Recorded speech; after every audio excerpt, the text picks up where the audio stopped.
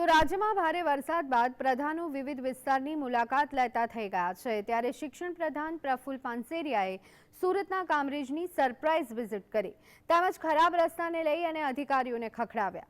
ચાલુ વરસાદમાં પ્રફુલ પાનસેરિયા નવાગામ વિસ્તારમાં પહોંચી ગયા, જ્યાં ખરાબ રસ્તા મામલે અઠવાડિયામાં સમસ્યાનો ઉકેલ નહીં આપે તો અધિકારીઓને પરિણામ ભોગવવા તૈયાર રહેવાની ચીમકી પણ આપી દીધી।